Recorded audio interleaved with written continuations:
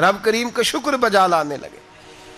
نکلے وہاں سے, کچھ دن گزر گئے, نکلے, حکم ہو گیا ابراہیم علاقہ چھوڑ دو. حضرت ابراہیم علیہ السلام وہاں سے نکل کے مصر آئے, چچا کے پاس ٹھہرے. انہوں نے اپنی بیٹی جناب سارہ کا نکاح کر دیا. کچھ آگے بڑھے تو ایک ظالم بادشاہ سے ٹکرائے. اس نے ایک شہزادی, ایک بادشاہ کی بیٹی قید کی ہوئی تھی, جناب ہاجرہ نام تھا. ان کو قید سے چھڑا کے ساتھ لائے. حضرت لوط علیہ السلام بھی ساتھ. یہ 4 لوگوں کا قافلہ چلا, فلسطین میں جا کے پڑاؤ ڈالا, گھر بار چھوڑا, تبلیغ شروع ہوئی. حضرت ابراہیم کے گھر میں 2 خواتین ہیں, ایک آپ کی بیوی ہیں, ایک حضرت ہاجرہ ہے. اولاد کوئی نہیں. بڑا میوہ ہے میٹھا. گھر وہی آباد ہوتا ہے جس میں بچے روتے ہیں. گھر ہوتا ہی وہ ہے جس میں بچوں کی چنچناہٹ ہوتی ہے, بھن بھناہٹ ہوتی ہے. حضرت ابراہیم نے ایک بچہ روتے ہوئے دیکھا تو آنکھوں میں آنسو آئے. کہنے لگے ربی حب لی من الصالحین, یا اللہ مجھے بھی نیک اولاد عطا کر دے. حضرت سارہ نے سن لیا. کہنے لگی ابراہیم شاید میرے بطن سے تو آپ کو نصیب نہیں, ہاجرہ سے نکاح کر لو. جناب ہاجرہ سے نکاح ہوا. اللہ تو بڑا بے نیاز ہے. رب کریم نے حضرت اسماعیل جیسا خوبصورت بیٹا عطا فرمایا. بیٹا کالا سیاہ بھی ہو تو سینے کی ٹھنڈک ہوتا ہے, پر یہ تو وہ بیٹا ہے جس کی پیشانی میں نور محمدی چمکتا ہے صلی اللہ علیہ وسلم. حضرت سیدنا اسماعیل علیہ اتنے خوبصورت. اب جس بیوی کے ہاں بیٹا تھا, بیٹھنا اٹھنا بھی زیادہ اس کے پاس, آنا جانا بھی اس کے پاس, توجہ ادھر ہو گئی. جناب سارہ رشک کرنے لگی. ایک دن کہنے لگی اسے چھوڑ آ جنگل میں, وادی غیر ذی زرع, مکے کے پاس. بھائی ایک بیٹا عالم دین بنا لو. کہنے لگا روٹی کہاں سے کھائے گا؟ تیرے 5 بیٹے ہیں, کو حافظ قرآن بنا, کہتے روٹی کہاں سے کھائے گا؟ وہ بچہ بھی کہتا ہے میں کہاں سے کھاؤں گا. حضرت ابراہیم علیہ السلام تو چند مہینے کا بچہ چھوڑ آئے, تو کہاں سے روٹی کھائی حضرت اسماعیل نے؟ کہاں سے کھائی ان کی اماں نے روٹی؟ بھوکے مر جاتے ہیں یہ سارے. میں بڑی ذمہ داری سے کہا کرتا ہوں کہ جتنی خوبصورت روٹی اللہ کریم دین کے خادموں کو عطا کرتا ہے شاید کسی اور کے نصیب ہوتی ہو, لیکن ہم لوگ توجہ ہی نہیں کر رہے. ہمارا ذوق ہی نہیں بن رہا. ہم یہ محنت ہی نہیں کر رہے کہ قوم کو مستند علماء کی ضرورت ہے. علاقوں کے علاقے خالی ہیں, ادھر ہمارا مزاج ہی نہیں بن رہا, توجہ ہی نہیں دین کی خاطر. اور پھر چلے بچے تو بعد کی بات ہے نا, جو ابھی خود جوان ہے وہ بھی یہ دعا. ایک صاحب مجھے کہنے لگے میں دعا مانگ رہا ہوں اللہ مجھے بیٹا دے تو میں اسے دین پہ لگاؤں گا. تو میں نے کہا آپ بھی بوڑھے نہیں ہوئے, آپ خود ہی لگ جائیں. بیٹا تو ابھی آئے گا تو لگے گا نا, تو آپ تو اس وقت ہے تو آپ تو پہلے لگے نا صاحب. 2 گھنٹے تو نکال کے آئیں, دین سیکھنے کو کافی ہے. آپ اتنی لمبی سوچ رہے ہیں کہ بچہ آئے گا تو بڑا ہوگا تو وہ جائے گا تو دیکھی جائے گی. ابھی تو آپ ہیں تو آپ تو آؤ. حضرت ابراہیم نے بچہ وہاں چھوڑا. یہاں سے جو عمرہ کرنے لوگ جاتے ہیں نا, جو حج کرنے جاتے ہیں, ان کو پتہ ہے کہ وہاں دنیا کی ہر نعمت ملتی ہے, پھر بھی ڈبل ٹرپل پیسے لوگ جیبوں میں ڈال کے جاتے ہیں. حضرت ابراہیم جب وہاں لے کے گئے تو کوئی انسان نہیں تھا, پانی کا قطرہ نہیں تھا. 2 کلو کھجوریں, ایک مشکیزہ. بیوی کو تھمایا. ہمارے گھر میں ہزاروں چیزیں پڑی ہیں, لیکن وہ جو توکل ہے نا وہ ختم ہو گیا ہے. اللہ دے گا, حلال حلال پہ قناعت کرے, جائز جائز پہ بھروسہ کرے, رب کریم عطا کرنے والا ہے. وہ مزاج ختم ہو گیا. حضرت سیدنا ابراہیم علیہ السلام 2 کلو کھجوریں, ایک مشکیزہ پانی کا دے کر کے, اور وہاں بٹھایا آپ نے اپنے بچے کو اور اپنی زوجہ جناب ہاجرہ کو, اور بٹھا کر کے یہ واپس پلٹنے لگے. تو حضرت ہاجرہ سلام اللہ علیہ نے آواز دی, کہا ابراہیم کس کے سہارے پہ چھوڑ کے جا رہے ہیں؟ جہاں آب زمزم کا کنواں ہے نا, جو لوگ گئے ہیں جنہوں نے صفا مروہ کی صحیح کی ہے, صفا مروہ سے باہر نکلے نا, سرکار کی ولادت کا مقام ہے, اس جگہ پہ آب زمزم کا کنواں تھا. وہاں حضرت سیدنا ہاجرہ کو بٹھایا. کوئی چیز نہیں, کوئی درخت نہیں, کوئی کھیت نہیں, کوئی پانی نہیں, کوئی کنواں نہیں. وہاں بٹھایا اور بٹھا کر کے نکلنے لگے تو جناب ہاجرہ فرمانے لگی ابراہیم کس کے سہارے پہ چھوڑ کے جا رہے ہو؟ کہنے لگے اللہ کے سہارے پہ. تو پاک باز بی بی نے ایک لفظ پوچھا, کہا ابراہیم یہ میرے رب کا حکم ہے؟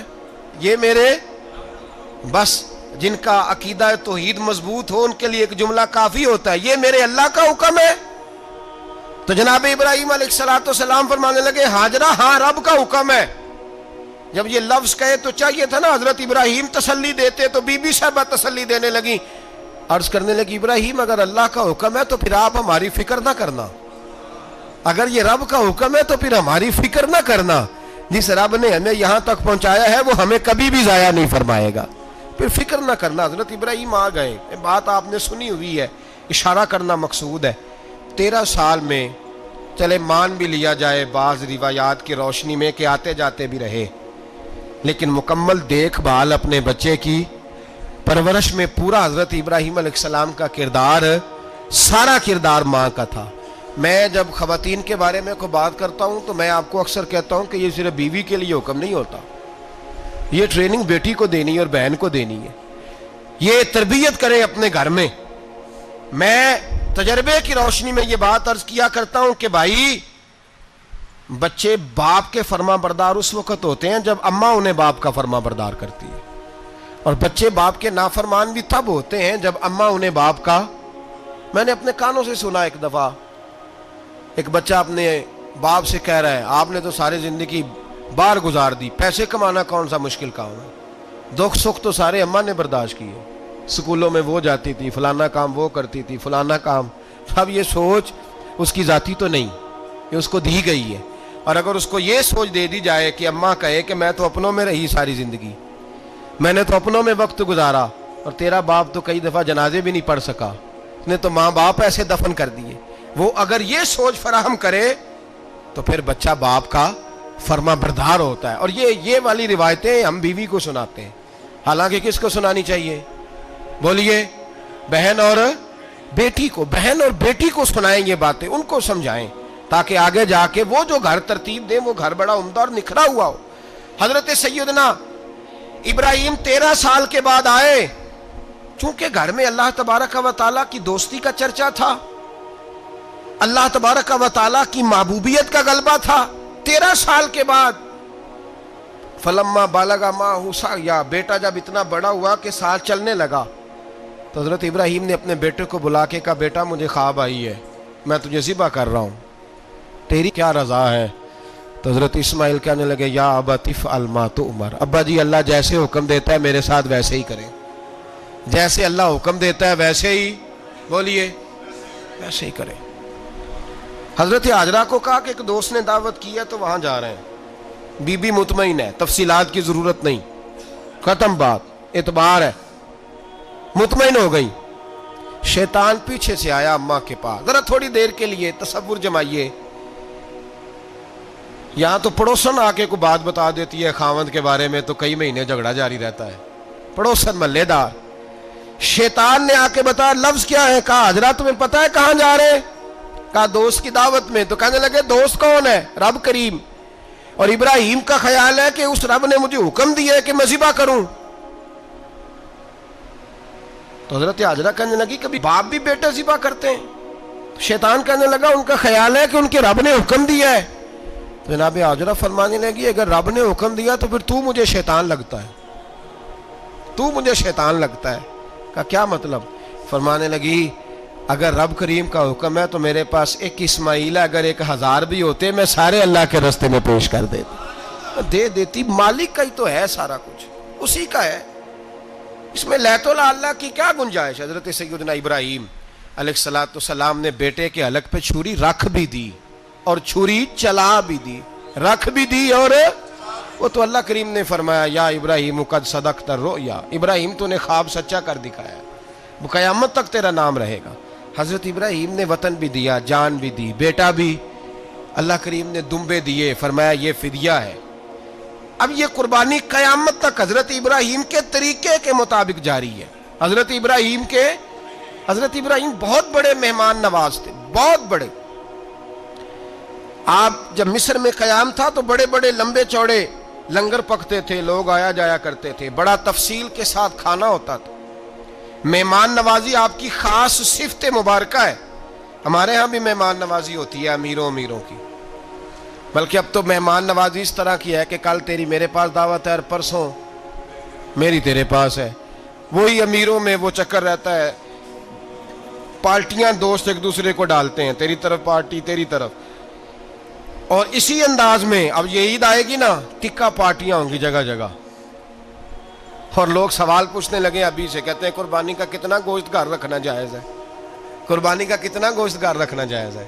سارا ہی جی اس لیے فریزر لے لیں، فریج سے نہیں کام چلے گا، سارا ہی جہاز گھر رکھنا سارا ہی جائز ہے، رکھ لیں۔ او خدا کے بندے، قربانی وہ بندہ دیتا ہے جو سارا سال ہی گوشت کھاتا ہے، صحیح کہہ رہا ہوں؟ قربانی صاحب نصاب، صاحب استطاعت بندہ دیتا ہے نا، تو وہ سارا سال ہی گوشت، تو سارا گھر میں رکھنا بھی جائز ہے، لیکن سارا دے دینا بھی، تو جو آ رہی ہے اس پہ کیوں توجہ کرتے ہو؟ جو دوسرا جائز ہے اس پہ کیوں نہیں عمل کرتے؟ سارا تقسیم کر دیں، بات ختم ہوئی۔ یقین کریں، محرم میں جا کے دوست ٹیلی فون کر کے سوال پوچھتے ہیں، کہتے ہیں صاحب سنا ہے قربانی کا گوشت محرم میں کھانا جائز نہیں۔ میں کہ نہیں، ربیع الاول چ بھی جائز جی، رجب رمضان تک کھاؤ، کوئی بندہ نہیں منع کرتا، اس لیے کہ کسی کو دینا تو پسند ہی نہیں، یا پھر اس میں سے جو خاص خاص چیزیں ہیں وہ اپنی فریج میں، اور باقی جو ہے وہ دوسروں کے لیے۔ یہ کیا طریقہ ہے ہمارا؟ اور اسی پہ عمل ہے۔ اللہ تبارک و تعالی ہمیں سمجھنے کی توفیق عطا فرمائے۔ حضرت ابراہیم بہت بڑے مہمان نواز تھے، صرف قربانی نہیں دیتے تھے، سارا سال بہت سارا لنگر، بہت سارا کھانا پینا، بہت ساری چیزیں جاری رہتی تھیں۔ اور جتنے غریب لوگ تھے فلسطین کے، ان کو پتا تھا کہ حضرت ابراہیم علیہ السلام کا لنگر جاری ہے۔ فلسطین میں جب آپ کا قیام تھا، ایک دفعہ ڈھیروں مہمان آ گئے اور کھانے کو کوئی چیز نہیں۔ حضرت سارہ اور جناب ہاجرہ دونوں اس وقت موجود تھیں۔ وہ کہنے لگی ابراہیم بہت سارے مہمان آ گئے تو کیا کریں؟ جناب سارہ کہنے لگی کس طرح کر کے ان کی مہمان نوازی کرنی؟ اور حالات یہ ہیں کہ قحط پڑا ہوا ہے فلسطین میں، مصر میں، دور دراز علاقوں میں۔ تو حضرت ابراہیم کہنے لگے یہ اللہ کے مہمان ہیں اور ہمیں رب کریم کا بندہ سمجھ کے آ گئے ہیں، اللہ ہی بندوبست کرے گا۔ فرمانے لگے میرا مصر میں ایک دوست ہے، وہ قحط کے دنوں میں غلہ جمع کر لیتا ہے، میں اس کی طرف پیغام بھیجتا ہوں، مجھے امید ہے وہاں سے غلہ ملے گا۔ 2 3 5 اونٹ والے غلام بلائے اور ان کو کہا کہ جاؤ غلہ لے آؤ مصر کے دوست سے۔ وہ لوگ کہتے ہیں ہم غلہ لینے گئے، وہاں جب پہنچے تو حضرت ابراہیم خلیل اللہ علیہ السلام کا پیغام دیا، تو آپ کا وہ دوست کہنے لگا غلہ تو بے شمار تھا، مجھے خبر نہیں تھی کہ حضرت ابراہیم کا پیغام آئے گا، تو میں تو سارا تقسیم کر چکا ہوں، لوگ لے گئے، اب تو کوئی شے نہیں۔ اب وہ خالی آ گئے، 5 کے 5 اونٹ۔ جب خالی آئے تو حضرت ابراہیم کی حویلی کی دیواریں چھوٹی چھوٹی تھیں، ان غلاموں میں سے، خادموں میں سے، آپ کے ان چاہنے والوں میں سے ایک کہنے لگا یار وہ غریب تو انتظار کر رہے ہوں گے کہ غلہ لینے گئے ہیں، ہمیں روٹی ملے گی۔ چھوٹی چھوٹی دیواریں ہیں، وہ جب دیکھیں گے نا خالی آ گئے تو انہیں تکلیف ہوگی، اس طرح کرو بوریوں میں ریت بھر لیتے ہیں، ریت بھر کے لے جاتے ہیں، بعد میں اندر رکھ کے انہیں سمجھا بہلا لیں گے، یا حضرت ابراہیم کو بتائیں گے، وہ خود ہی ان لوگوں کی دل جوئی فرمائیں گے۔ اب غلہ کی جگہ ریت بھر کے اونٹوں پہ رکھ کے لائی گئی، لا کے بوریاں جب رکھ دی گئیں، حضرت ابراہیم علیہ السلام دوپہر کے وقت آرام فرما رہے تھے، بی بی سارہ اٹھی، کہتی ہیں جب میں نے دیکھا نا کہ بوریاں پہنچ گئی ہیں تو گئی، غلام کو ساتھ لیا اور اس کو جب کھولا نا تو کہتی اتنی حسین گندم میں نے پہلے کبھی دیکھی نہیں تھی، اتنا پیارا دانہ میں نے کبھی ملاحظہ ہی نہیں کیا تھا۔ فرماتی ہیں جب اس کو پیس کر چکی میں روٹیاں پکائیں تو خوشبو دور دور تک پھیل گئی، اعلیٰ غذا بنی، بڑے بڑے کھانے بیویوں نے مل کے پکائے، چن دیے گئے۔ حضرت ابراہیم اٹھے تو لوگ کھانا کھا رہے ہیں، سجدہ شکر ادا کیا، اور جب سجدے میں گئے تو وحی آنے لگی، پھر رونے لگے۔ جب پلٹ کر باہر تشریف لائے تو جناب سارہ کہنے لگی ابراہیم تمہارا مصری یار بڑا اچھا ہے، اس نے اتنی اعلیٰ گندم بھیجی ہے کہ اتنی تو میں نے پیاری گندم کبھی دیکھی نہیں۔ جناب ابراہیم مسکرائے، فرمانے لگی سارہ یہ مصری یار نے نہیں بھیجی، یہ میرے عرشی یار نے بھیجی ہے، یہ میرے عرشی یار نے بھیجی ہے۔ بھائی مہمان نوازی مزاج تھا، ہاتھ لٹا دینا مزاج تھا، دوسروں کی اشک شوئی مزاج تھا۔ حضرت ابراہیم علیہ السلام کا طریقہ ہے قربانی، حضور نے ان کا طریقہ بیان کیا۔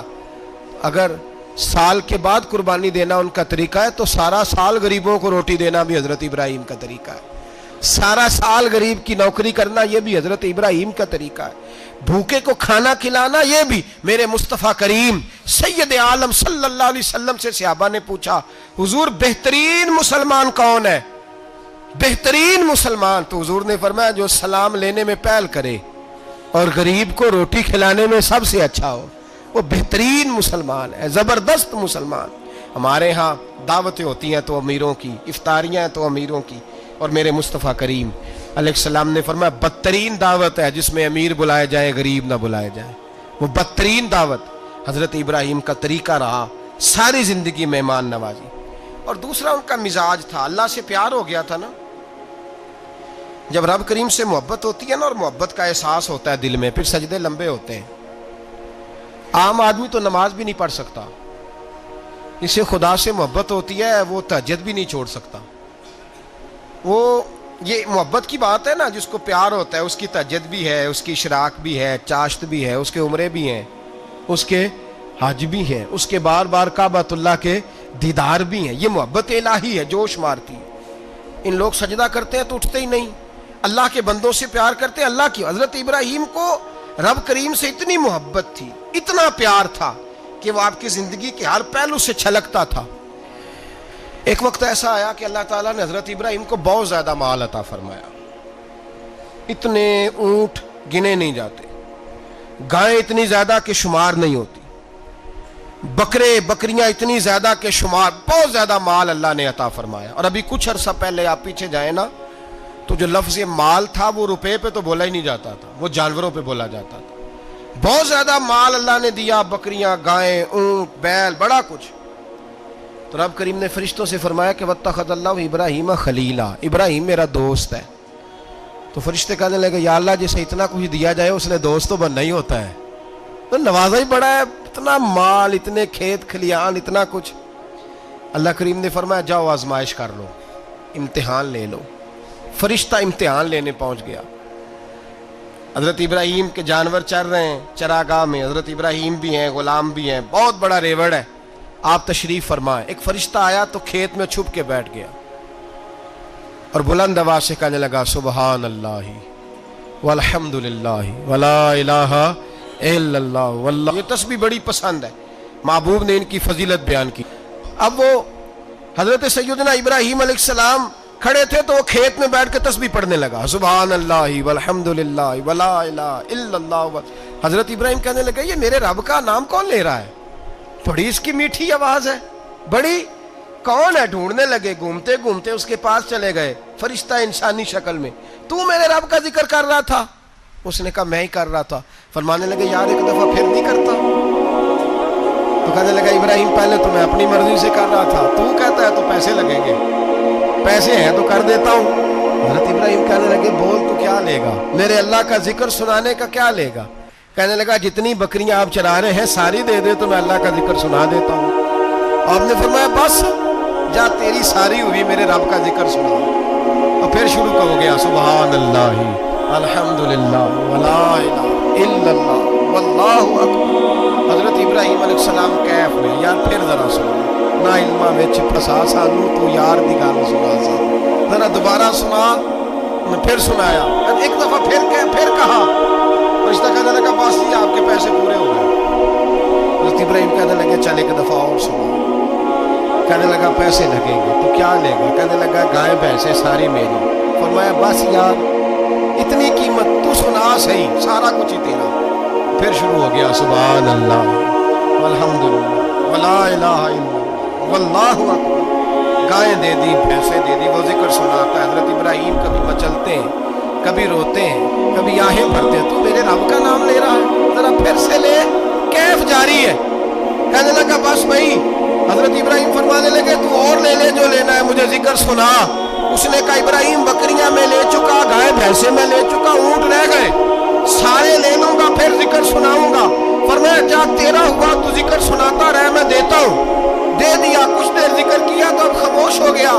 حضرت ابراہیم خلیل اللہ علیہ السلام فرمانے لگے ذکر سنا۔ کہنے لگا ابراہیم اب تیرے پاس دینے کو کیا ہے، ہر چیز تو میں لے چکا۔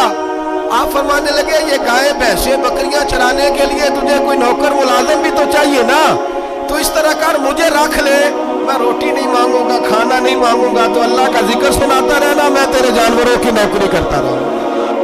حضرت ابراہیم علیہ السلام نے جب یہ کہا نا، فرشتے کی آنکھوں میں آنسو آ گئے۔ تر دامنی پہ شیخ ہماری نہ جائیے، ہم دامن نہ چھوڑ دیں تو فرشتے وضو کریں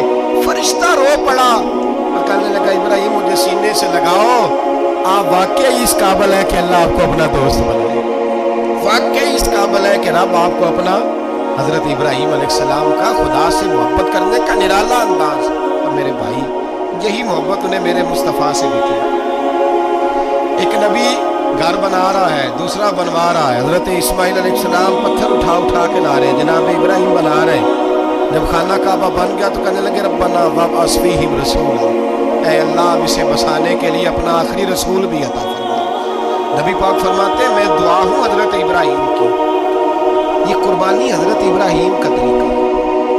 हुज़ूर ने अगरचे नबी पाक की अपनी सुन्नत थी, ये भी कह सकते थे सुन्नती व सुन्नती अबीकुम इब्राहीम, मेरी सुन्नत है और तुम्हारे बाप इब्राहीम की सुन्नत है। ये नहीं फरमाया। जब सहाबा ने कहा कुर्बानी क्या है, फरमाया सुन्नती अबीकुम इब्राहीम, ये तुम्हारे बाप इब्राहीम की सुन्नत है। हर साहिब निसाब पर कुर्बानी वाजिब है। जो ज़कात का निसाब रखता हो उस पर कुर्बानी वाजिब है, यानी ज़रूरियात से ज़्यादा इतने पैसे, जितने पैसों से ज़कात फ़र्ज़ होती है उतने पैसे जिस आदमी के पास कुर्बानी से पहले पहले आ जाए उस आदमी पर कुर्बानी करना वाजिब है।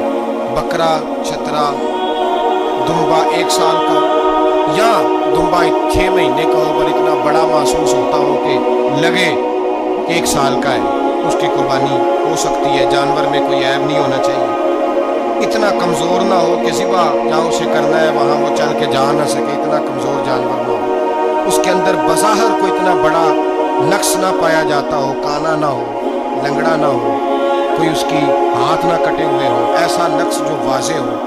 बकरा 1 साल का, गाय और भैंस ये 2 साल की, ऊँट 5 साल का। अब इसमें यह है कि हमारे बहुत सारे दोस्त, चूँकि हम देहाती लोग हैं तो पूछते हैं कि दोंदा नहीं है तो चौगा नहीं है, तो ये हमारी पंजाबी की इस्तिलाहात है, पंजाबी की। शरीयत इस्लामिया ने साल बताए हैं, ये तो हमने अपनी आसानी के लिए या देहातों में जो माहौल था इस तरह का जानवर ले, खूबसूरत जानवर ले। जो निसाब है वो भी मैंने आपको बताया, लेकिन एक और पहलू भी है। नबी पाक सल्लल्लाहु अलैहि वसल्लम पे ज़कात कभी फ़र्ज़ नहीं हुई, कभी हुजूर पे ज़कात फ़र्ज़ नहीं हुई।